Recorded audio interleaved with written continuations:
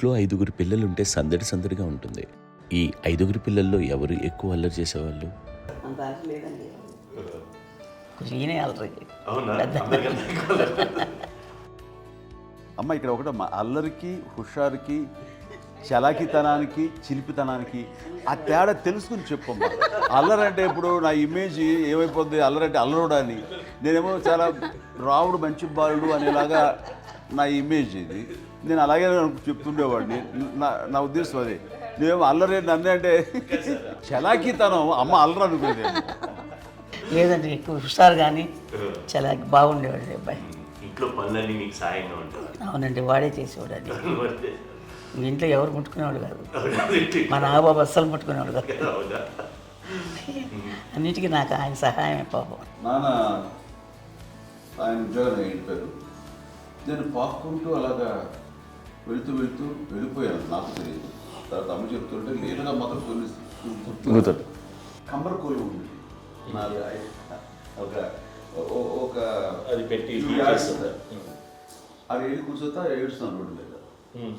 ఏసరికి వాళ్ళు 3 years.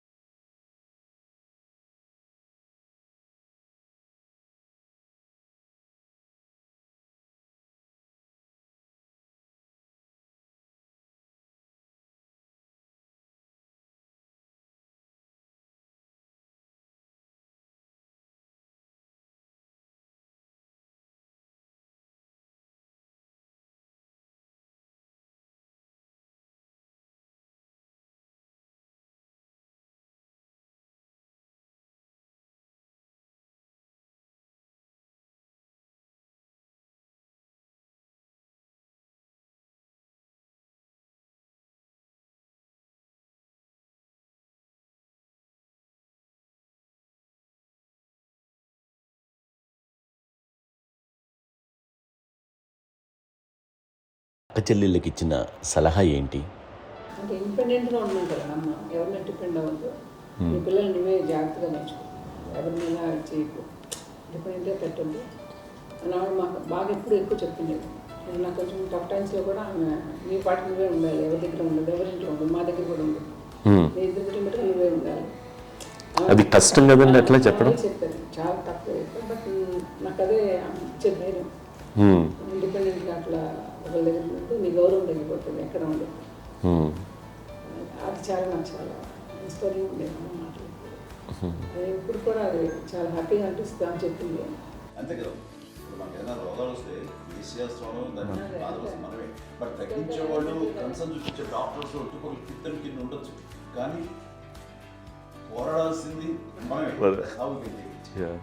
నాకు sir కొంచెం ఏదో ఒక డిప్రెస్డ్ ఇదేదో వస్తే ఫేజ్ ఒకటి, నేనేదో ఇంకా మా అందరి నుంచి నేను సపరేట్ అయిపోయినట్టు ఒక సిచ్యువేషన్ వచ్చినప్పుడు అమ్మ నన్ను పట్టుకుని I'm there for you. Yes, ఎవరు నువ్వు అన్నా ఎస్ అన్న ఫ్రెండ్స్ కానీ ఎవరైనా సరే ఎప్పుడు కూడా అలోన్గా మటుకు అనుకోకు, నేను నాన్న ఆవిడ నన్ను పట్టుకొని ఇచ్చిన అఫెక్షన్ లేదా ఫీలింగ్ అసలు బలం అన్నమాట. ఇంకా ఏమన్నా చేయగలను నేను, పర్లేదు లైఫ్లో ఏదైనా సాధించగలను అని ఒక భరోసా తల్లి దగ్గర నుంచి రావడం అనేది నాకు ఎవరు అవసరం లేదనిపించింది. అంత స్ట్రాంగ్గా ఆవిడ support, very strong, very practical. అంత స్ట్రాంగ్ చేసింది నాన్న చెప్పండి. మా పిల్లల విషయంలో మేము కూడా మేబీ అంత స్ట్రాంగ్ కాదేమో, సెన్సిటివ్గా ఉంటాం, కానీ అమ్మ మటుకు చాలా స్ట్రాంగ్గా ఉండి మమ్మల్ని కఠినంగా ఇలాగే ఉండాల్సింది, ఇలా ఉండండి అప్పుడే మీరు నేర్చుకుంటారు. ఇక్కడ అమ్మ పాజిటివ్నెస్ గురించి మీకు మాట చెప్పాలి. అంటే తన బిడ్డలకే కాదు, ఈ రోజున మా రెండో పాప శ్రీజ కూడా తనకి లైఫ్ చిన్న చిన్న డిస్టర్బెన్స్ వచ్చింది. ఆ టైంలో కూడా తను ఏముందంటే అప్పుడు నాన్న దగ్గరికి వెళ్ళాను, తను ఇచ్చిన భరోసా, తను ఇచ్చిన మాట వెళ్ళలేని ధైర్యం వచ్చింది నాతో. నాన్నమ్మ దగ్గర ఎప్పుడు కూర్చోస్తాడు అప్పుడే పాజిటివ్ ఫీలింగ్ వస్తుందని నాతో షేర్ చేసుకుంటాను. తను మాతో చెప్తుంటే అనిపిస్తుంది కరెక్ట్. అమ్మ ఏం పర్లేదమ్మా, లైఫ్ అంటే ఒకరితోనే అయిపోదు, ఆ ఒక్కడి వల్ల వాళ్ళ ఇన్ఫ్లుయెన్స్ తోటో వాళ్ళు మన మీద నియంత్రించడం కానీ మన బాధల్ని వాళ్ళు చేయడం అవుతాం. జస్ట్ నువ్వు నీ గురించి నీ మనసులో ఏదనిపిస్తే నీ గుడ్ ఫీలింగ్ ఏది వస్తుందో ఆ ఫీలింగ్ ప్రకారం వెళ్ళిపోదు. అంటే ఆ జనరేషన్ పీపుల్ ఎక్స్పెక్ట్ చేయం అలా కాదు. ధైర్యం ఉండి అందరికీ ధైర్యం బాగా దూరుకొస్తారు. ఫాదర్ కూడా, మా నాన్నగారు కూడా అస్సలు ఎప్పుడు అనేవాడు, ఎప్పుడు మీరు పెట్టే చెయ్యి మీరు ఎప్పుడు పైన ఉండాలి తప్ప తీసుకుని ఎలా ఉండకండి, చేతులు పెట్టుకొని అనే అట్లాంటివి చెప్తుండేవాళ్ళు. అందుకని మనకి ఇండివిజువాలిటీ మాకు బాగా ఎప్పుడు కూడా ఒకళ్ళని అడగడం అని, ఈవెన్ బ్రదర్స్ని అడగాలన్నా కూడా మాకు అది పడిపోయింది మైండ్లో, కొంచెం కష్టపడ్డది. సో నాకు అంటే ఆవిడ మా అమ్మ ఏదన్నా కొంచెం డిప్రెస్ అయినా నేను చాలా ఎక్కువ అమ్మకి షేర్ చేసుకుంటే అన్నయ్య కూడా లేడు. అన్నయ్య ఉన్నప్పుడు ఓకే, లేనప్పుడు నేనే ఎక్కువ షేర్ చేసుకున్నాను. బట్ ద బెస్ట్ థింగ్ మా అమ్మ దగ్గర నుంచి హగ్ అండి.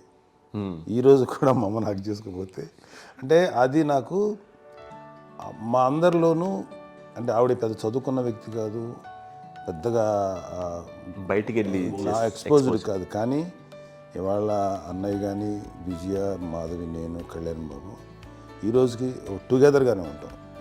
మేబీ మాకు కొన్ని విషయాల్లో నాకు మా మాధవ్కి డిఫరెన్స్ ఆఫ్ ఒపీనియన్స్ ఉండొచ్చు, మా చెల్లికి మా అన్నయ్యకి అట్లా ఉండొచ్చు, ఉంటుందండి ఫ్యామిలీ అన్న తర్వాత. కానీ ద ఇన్విజిబుల్ బాండేజ్ మా అమ్మ ఇచ్చింది, ఆ లవ్ అండ్ ఎఫెక్షన్, హగ్, అవన్నీ ఆవిడ నాన్ వెర్బల్ అడ్వైజ్ ఏంటంటే అందరూ అలా కలిసి ఉండాలనేది ఆవిడ నుంచి మేము నేర్చుకోవాలి. అది ఇట్స్ ఇస్ నాట్ వర్డ్లీ, అది నోటి మాట కాదు, అది వెర్బల్గా కాదు, నాన్ వెర్బల్గా చెప్పినటువంటి ఇది. సో అందుకని అది మాకు గొప్ప, మేమందరం ఇప్పుడు అలా ఉండడానికి కారణం, అంత కలిసి ఉండడానికి కారణం, మెయిన్ కారణం మా అమ్మ అండి. అది సో అందరూ ఉండాలనేది మా అమ్మ అడ్వైస్. ఇప్పుడు కూడా నేను ఎప్పుడైనా ఏదైనా ఫీల్ అయినా, అన్నయ్య ఫీల్ అయినా, లేదు నాన్న అట్లా వదుకు, ఇట్లా ఉండండి, ఇట్లా ఉండి ఇప్పటికీ చెప్తుంది. మేము ఎవరైనా ఎప్పుడైనా మా చెల్లితో గొడవపడ్డా అనుకోండి,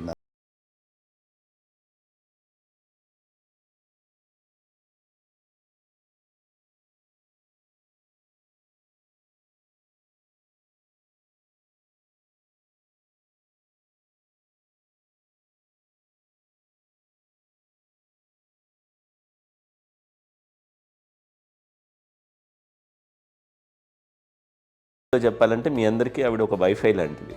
yes you can say that, yes ఇంకొక అడ్వైజ్ కట్టండి, అమ్మ విషయంలో నేను గొప్పగా ఫీల్ అయ్యేది, కానీ చాలామంది పెద్దలు రిటైర్ అయిపోయి విశ్రాంతి తీసుకుంటున్నటువంటి పెద్దలందరూ కూడా ఆచరించే విధంగా ఒక విషయాన్ని నేను గమనించాను. ఇప్పుడంటే నా దగ్గర ఉంటుంది కాబట్టి ఉన్నాను. అమ్మ విడిగా ఇంకొక ఇంట్లో ఉండేది, 9 సంవత్సరాలు నాన్నగారు దూరం అయిన దగ్గర నుంచి ఉండేది. 5 సంవత్సరాలు ఒంటరిగా ఉండి నన్ను బిడ్డలందరూ ఎవరు మానవుని వెళ్ళిపోయారు, నేను ఒంటరి అయిపోయాను అన్న ఫీలింగ్ అమ్మకు ఎప్పుడు ఉండేది కాదు. తర్వాత బిడ్డలు వాళ్ళ టైం బట్టి వచ్చి చూసుకుంటే సరిపోతుంది. అది వారమా, నెలక, 2 నెలక అసలు ఒకసారి రాలేని పరిస్థితిలో ఉంటుంది 5 నెలల పాటు. ఇదే ఊళ్ళో ఉండి పక్క వీధుల్లో ఉండి ఎవరి పనులు వాళ్ళు బిజీగా ఉండి, ఎవరి షూటింగ్ వాళ్ళు బిజీగా ఉండి, ఎవరి ప్రొఫెషన్లో వాళ్ళు బిజీగా ఉండి, ఎవరి ప్రొఫెషన్లో వాళ్ళు బిజీగా ఉండి, తన సంసారం తను బిజీగా ఉంటాను ఒకసారి అమ్మ ఏమీ ఫీల్ అయ్యేది కదా, ఏంటమ్మా రావట్లేదు, అసలు పట్టించుకోవట్లేదు ఏంటి అంటే అంతేలేమ్మా అని ఇలాంటి నిరసన మాటలు కానీ, ఈసరింపు మాటలు కానీ, లేకపోతే న్యూనతాభావం కానీ ఇలాంటివి ఎప్పుడు అమ్మకు లేవండి. వచ్చారు అబ్బాయి ఏం చేసి పెట్టడా చెప్పండి అంటూ చాలా పాజిటివ్ ఉండి ఇప్పటికీ కూడా తను సపరేట్ కిచెన్ మా ఇంట్లో ఎంతో ఉంటుంది వేరే కిచెన్. ఎందుకంటే అమ్మకి మోస్ట్ స్ట్రెస్ బస్టర్ వచ్చేసినా లేకపోతే ఏదో రిలీఫ్ ఏంటంటే తన కిచెన్లో కూర్చొని వండుకుతాడు, వండి అందరికి పెట్టాం. ఇప్పటికీ కళ్యాణ్ బాబు అక్కడక్కడ తిరిగేసి ఎక్కడో చేసి నిరసన చేసి అన్ని రకాలుగా చేసి వస్తే అమ్మకి చాలా జాలి.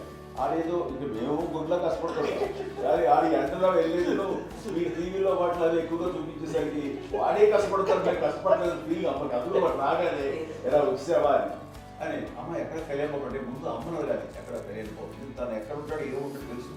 అది తెలిసిన తర్వాత ఎక్కడ తను వాడికి ఇష్టమైన బిర్యానీ అవి చేసి చక్కగా పంపించి అన్నీ చేస్తుంటాడు. అట్లాగా బిడ్డలకి పెట్టడమే తప్ప బిడ్డల నుంచి ఈ వయసులో ఎక్స్పెక్ట్ చేయడం లేకపోగా కొంచెం పట్టించుకోవట్లేదు అనే ఒక న్యూనత భావంలోకి వెళ్ళిపోయి సైకలాజికల్ డిప్రెస్ అయ్యే మదర్ మొత్తం కాదు. ఆ రకంగా మాకందరికీ భరోసా. మేము కూడా పెద్ద అయినా బిడ్డలు వాళ్ళ ప్రవృత్తి ఉద్యోగరీత్యా వాళ్ళ వృత్తిరీత్యా వాళ్ళు దూరం అయిపోయి మనల్ని చాలా కమ్యూనికేషన్ గ్యాప్ వచ్చినా సరే బిడ్డలు నాకు దూరం అయిపోయి పట్టించుకోవట్లేదు. ఇలాగే చూసావా వెళ్ళి ఎంత ఇదిగా పడేవాళ్ళు గురించి ఇప్పుడు ఏమైపోయానో అన్న ఇంత కించెం బాధపడలేదు వాళ్ళకి అంటూ నెగిటివ్ సైడ్ ఆలోచించే విధానం లేనే లేదు.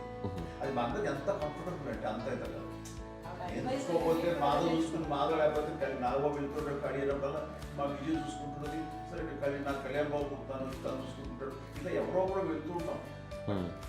అమ్మ మాత్రం అది వెరీ గుడ్ హెల్దీ. నేను చాలా మంది తల్లిదండ్రులు చూశాను, అవును, వాళ్ళు చాలా ఇబ్బంది పడుతుంటారు. పట్టించుకోవట్లేదు మేము అర్థం చేసుకోగలము కానీ వాళ్ళు వస్తే బాగుంటుంది కదా అనేది ఉంటుంది. ఫీల్ అవుతారు. అవును, అలాంటి ఫీలింగ్ ఏం లేదు. పైగా బిడ్డలు వస్తే వాళ్ళకి ఏం చేసి పెట్టాలా అనే ఆలోచన ఉంటుంది. అది వెరీ హెల్దీ. చాలా మంది ఆచరించాల్సిన గొప్ప విషయం అనుకుంటాను. చిన్నప్పుడు అన్ని ఆనందాలేనా, మర్చిపోలేని దుఃఖాలు కూడా ఏవైనా ఉన్నాయా? అమ్మ చెప్పాలంటే ఓపికకి, గృహిణిగా తన బాధ్యతలు నిర్వర్తించడానికి అండ్ అన్ని రకాలుగా టేకింగ్ కేర్, దీనికి ఒక మంచి ఉదాహరణ నేను చెప్పగలను. అది తలుచుకున్నప్పుడు నాకు చాలా ఉద్యోగంగా ఉంటుంది, నాకు చాలా ఖండితలు వచ్చేస్తుంది. అమ్మకి మేము 5 బిడ్డలు అండ్ పురిట్లోనూ 1 year పెరుగో 2.5 years పెరుగో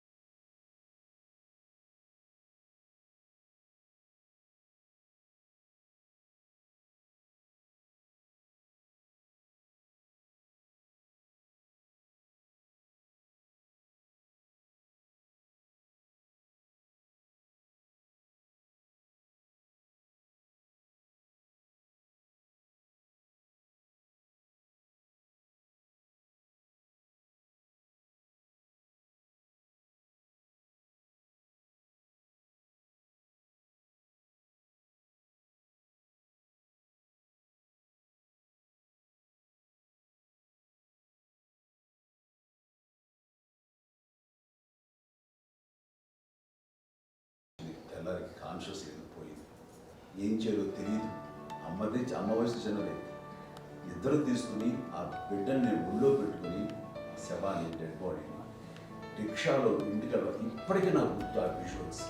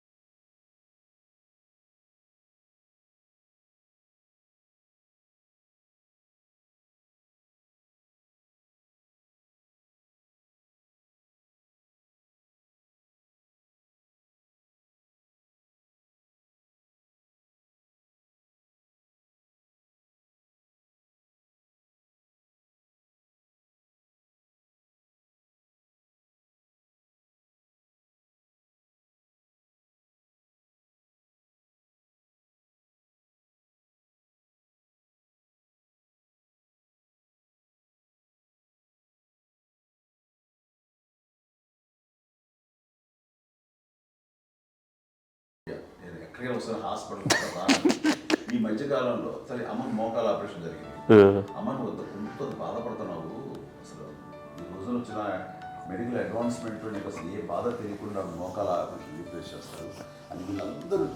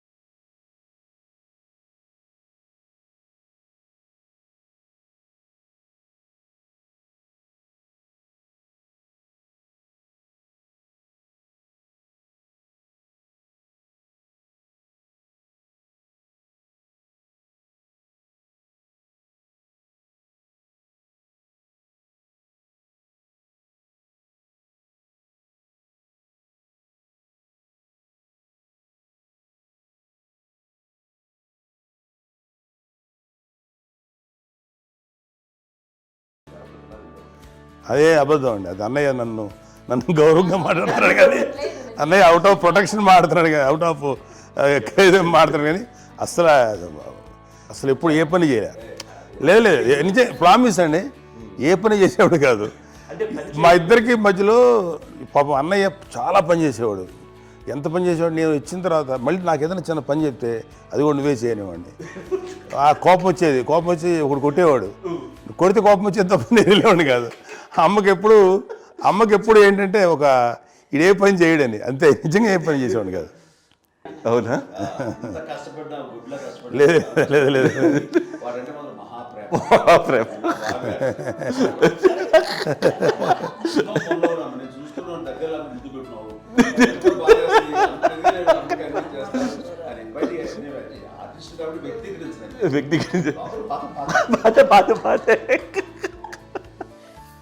చిన్నది కాబట్టి చివరిది కాబట్టి తనంటే బుద్ధండి, నేను పెద్దోడు కాబట్టి నేను అతని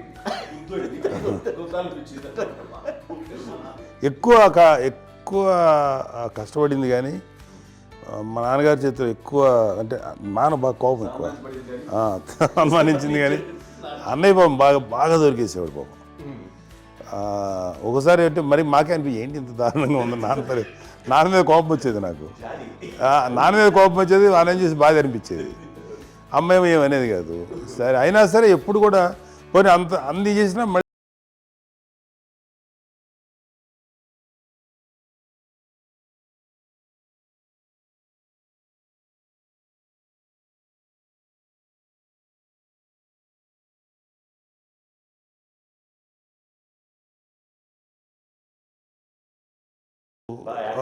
హైపర్ యాక్టివ్ ఉంటా. అన్నయ్య పుట్టడమే భయంకరమైన హైపర్ యాక్టివ్.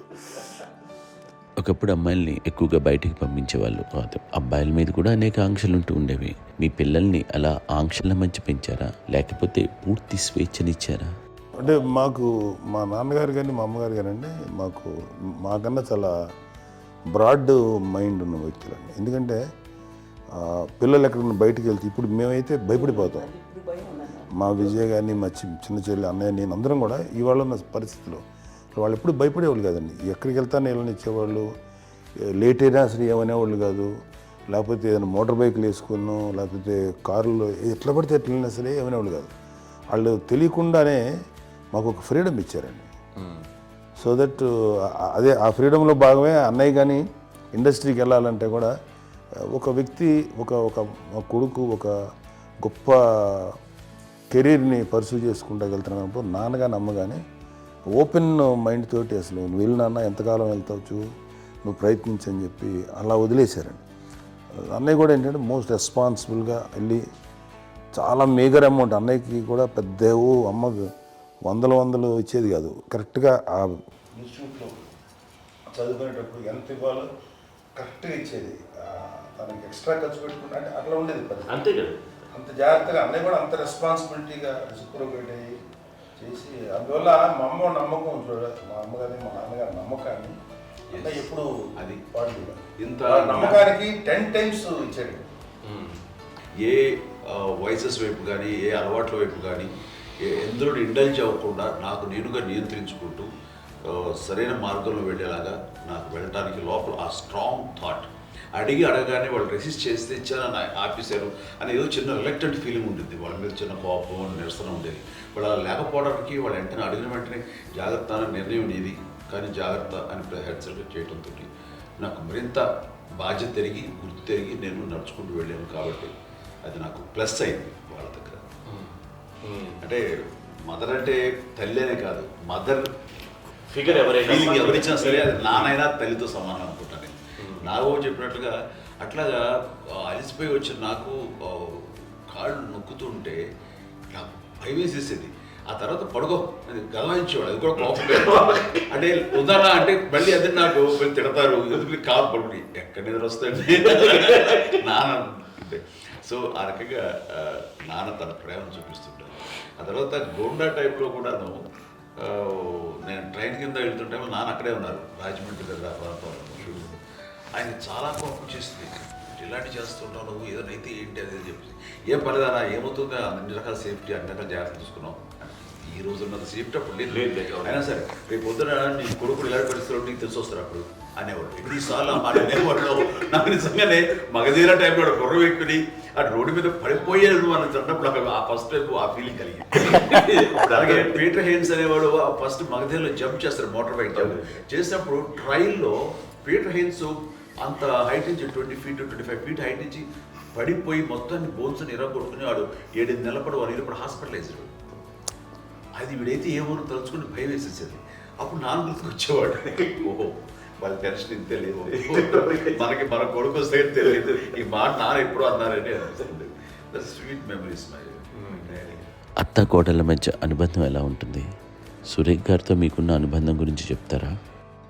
మాకండి కోడలు కాదండి, నా కూతురు అండి, అంత బాగుంది.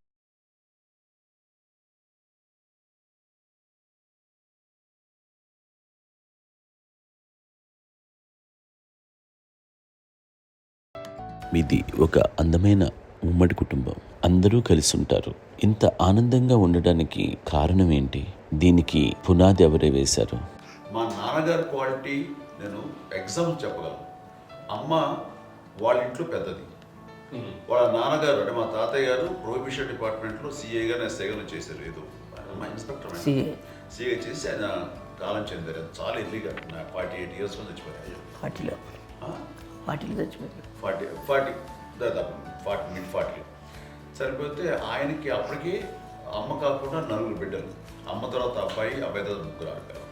వాళ్ళు ఏంటంటే రాకరావడి నాగోపు కంటే కూడా చిన్నవాడు, అది ఆ వయసు అంత చిన్నవాడు. అమ్మ మా పిన్నమ్మలు నాకంటే చిన్నవాడు. అలాంటి పిన్నమ్మల్ని ఆయన వీళ్ళ నాగ చనిపోయిన తర్వాత తన ఫ్యామిలీ అంతగా నాన్న పెంచారు. నాన్న కూడా అరాపురా శాలరీ మీద బతికేదే తప్ప కూడా కాదు. సో తనకు మిగిలిన దాంట్లో మళ్ళీ ఆ ఫ్యామిలీని చూసుకోవడం, మా అమ్మమ్మను చూసుకోవడం, వాళ్ళ మంచి చెడు చూసుకోవడం. వాళ్ళకు ఇల్లు మాత్రం ఉంది మొగల్తూరులో, ఆ ఇంట్లో వాళ్ళు అద్దెకు వస్తే ఆ కొంచెం డబ్బు నానిచ్చే అక్కడ పొలం కొనిచ్చారు, ఆ పొలం మీద ఇచ్చే డబ్బుతోటి అంతా బాగా చూసుకోవాలి తన ఫ్యామిలీ లాగా. కాబట్టి నాన్న ఫస్ట్ సూత్రధారి, అమ్మ కూడా ఫ్యామిలీ బాండింగ్ టుగెదర్నెస్ అనేది స్ట్రాంగ్గా ఉండటానికి నాన్న ఏర్పాటు చేసినటువంటి బీజం అది. అమ్మ కంటిన్యూ చేస్తుంది. మేము ఇవన్నీ చూసి మేము నేర్చుకుని మేము టుగెదర్ అంటున్నాను. అందునే we are very rich in terms of emotional bonding.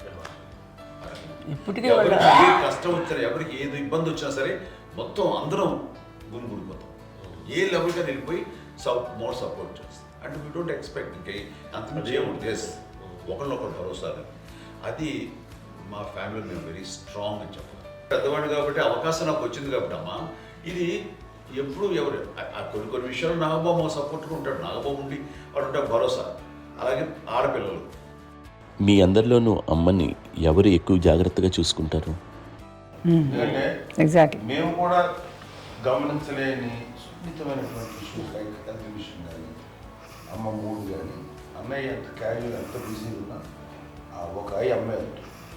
అలాగే చాలా చిన్న చిన్న విషయాలు కూడా చాలా మెడికల్ ఇంట్రెస్ట్. అందుకని మాకు అన్నయ్య ఉన్నాడు, అన్నయ్య దగ్గర ఉంది అమ్మ అంటే ఇంకా అసలు ఎక్కువ రిలాక్స్ అయ్యాను. అన్న దగ్గరికి వచ్చాక మేము అందరం చాలా కంఫర్ట్ అయిపోయాం. ఎప్పుడు ఎవరు కొన్ని విషయాలు నాగబాబు సపోర్ట్గా ఉంటాడు, నాగబాబు ఉండి వాడు ఉంటాడు భరోసా. అలాగే ఆడపిల్లలు ఇట్లా ఒకళ్ళొకరు కాంప్లిమెంటింగ్ టు ఈచ్ అదర్ అండి. అవి ఒక్కరు కాదండి, అది వాళ్ళ ఆమె చూపించే ప్రేమగా నేను చెప్పగలను. కానీ బట్ దీని అందులో సూత్రధారి నాన్న తర్వాత అది అమ్మ మెయింటైన్ చేస్తుంది. ఇప్పుడు అమ్మ నా ఇంట్లో ఉంది అంటే మనవలు వస్తారు, మనవరాలు వస్తారు, ఆడబిడ్డలు వస్తారు, వీళ్ళబిడ్డలు వస్తారు, ఇల్లు ఎప్పుడు కలకలాడతారు అమ్మ. అది మేమందరం ఆచరిస్తుంటాం పండగలకి పబ్బాలకి. అది నిన్న మొన్న నాగబాబు వచ్చి చాలాసేపు కూర్చున్నాడు. నేను ఇంట్లో లేకపోయినా వచ్చి నాగబాబు కూర్చొని టైం స్పెండ్ చేసి వెళ్ళిపోతుంటాడు. అలాగే చెల్లెలు ఇద్దరు ఆల్మోస్ట్ ఎవ్రీడే మాత వస్తుంటుంది, తను కూడా వస్తుంది. నిన్న సాయంత్రం కూడా వచ్చి ఉంటుంది అమ్మా, మధ్యాహ్నం వచ్చి కదా వచ్చి ఇక్కడే భోజనం చేసుకో అలా ఉంటుందండి. ఈ తరం వాళ్ళకి మీరు ఇచ్చే సలహా ఏంటి? కలిసి ఉంటే బాగుంటుందండి. పిల్లలు తల్లి కలిసి ఇంకా అక్క చెల్లెలు తమ్ముడు అందరూ కలిసిమెలిసి ఉంటుంది. అన్నీ ఉంటా సంసారం నిలబడుతుంది. లేకపోతే ఏముందండి ఇక్కడ వెళ్ళిపోతారు, విడిపోతే ఎక్కడే పడవాలి అంతే. ప్రేమలు ఇప్పుడు లేవండి, తగ్గిపోయాయి. మెకానికల్ చాలా మటుకు ఏదో ఇంకా వాళ్ళ పనులు చేసుకోవడం ఏదో జరిగిపోతూ ఉంది అనుకోండి. అంత ప్రేమలు ఎక్కడ లేవండి ఇప్పుడు ఈరోజు. అంటే ఒకప్పుడు ఒకళ్ళకి ఇంకొకళ్ళు భరోసాగా ఉండేవాళ్ళు, అంటే అందరూ కలిసి సపోర్ట్గా ఇది చేయడం. ఎందుకంటే వీళ్ళ పెద్దనాన్నగారి పిల్లలు కూడా ఆయన చూసేవారు. మా నాన్నగారు అన్నయ్య గారు నాన్నగారు వాళ్ళ బిడ్డలు కూడా వాళ్ళ ఇక్కడే బిడ్డలు కూడా ఉన్నారు. నేనే పెళ్లి చేశాను. వాళ్ళు